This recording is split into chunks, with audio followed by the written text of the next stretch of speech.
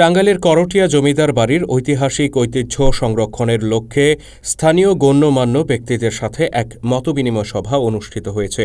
শনিবার বেলা ১১টায় করটিয়া ছোট তরফ জমিদার বাড়িতে এই সভার আয়োজন করা হয়। হায়দার আলী খান পন্নী ওয়াকফ আল আওলাদ এস্টেটের মতোয়াল্লি উম্মুত্তিজান মাকদুমা পন্নীর সভাপতিত্বে অনুষ্ঠানে উপস্থিত ছিলেন সাবেক সংসদ সদস্য পন্নী পরিবারের সন্তান মোর্শেদ আলী খান পন্নী, করটিয়া জমিদার পরিবারের জামাতা ও সমাজ সংস্কারক হুসাইন মাহমুদ সেলিম, পন্নী পরিবারের উত্তরসূরি প্রয়াত মোহাম্মদ বায়েজিদ খান পন্নীর সহধর্মিণী খাদিজা খাতুন ও তার ছোট মেয়ে রুফাইদাহ পন্নী সহ স্থানীয় গণ্যমান্য ব্যক্তিরা। হায়দার আলী খান পন্নী ওয়াকফ আল আওলাদ এস্টেটের মহাব্যবস্থাপক এস.এম. শামসুল হুদার সঞ্চালনায় সভায় বক্তারা করটিয়া জমিদার বাড়ির প্রাচীন ইতিহাস ও ঐতিহ্য রক্ষায় গুরুত্বারোপ করেন।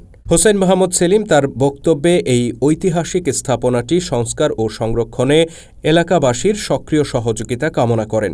তিনি বলেন, এই ঐতিহ্য শুধু একটি পরিবারের নয়, বরং এটি পুরো এলাকার সম্পদ। এটি টিকে থাকলে ভবিষ্যৎ প্রজন্ম এই জনপদের গৌরবময় ইতিহাস সম্পর্কে জানতে পারবে।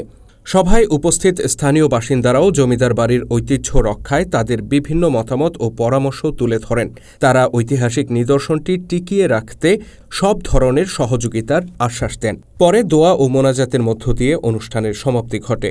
স্থানীয় গণ্যমান্য ব্যক্তিদের মধ্যে এ সময় আরও উপস্থিত ছিলেন করটিয়া ইউনিয়ন বিএনপির সভাপতি এস.এম. বদরুদ্দোজা বদর, সরকারি সাদত বিশ্ববিদ্যালয় কলেজ ছাত্রদলের সাবেক সভাপতি সৈয়দ জাদিদুল হক জাদিদ, সাদত বাজার ব্যবসায়ী কল্যাণ সমিতির সাবেক সভাপতি ইউসুফ আলী, করটিয়া বিশ্ববিদ্যালয় কলেজের সাবেক জিএস আব্দুল মান্নান বাবুল, টাঙ্গাইল জেলা মহিলা বিএনপির সেক্রেটারি অ্যাডভোকেট রক্সি মেহেদী, অধ্যাপক কায়েস চৌধুরী প্রমুখ।